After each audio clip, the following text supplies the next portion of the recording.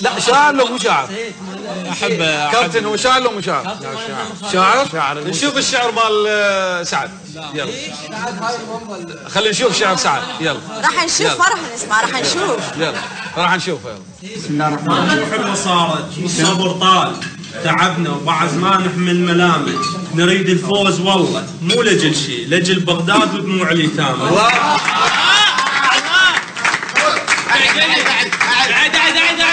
صح لسانك على صوتك. ترى مو حلوه صارت والصبر طال، تعبنا وما نحمل ملامه، نريد الفوز والله مو لجل شيء، لجل بغداد ودموع اليتامى. تبقى عالي صيتك شي عراقي، احنا هويتك، احنا ما نرضى التعادل، صير بالساحه مقاتل، يل عليك احنا رضينا، يبقى هذا الكاس بدينا، فرحوا بغداد الحزينه، واحنا والله ما تعرفونا، احنا مخابيل.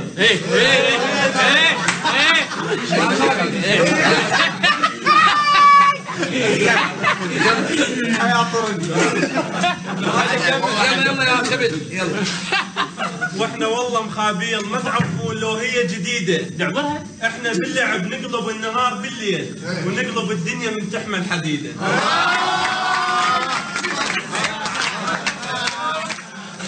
شفت الكواليس شلون؟ يعني شاعر لو مو شاعر؟ شاعر كابتن شاعر لو مو شاعر؟ سعودي حبيبي. تفضل. يعني انا ادعو الناس هاي تلاحظ اللقطه هاي خلف الكواليس بدايه هاي مقالبك. طبعا هذه ما مصوره في اي كاميرا. حكيم شاكر اسمع استاذ. هاي حصريه نعطيك هالحريه. نعم.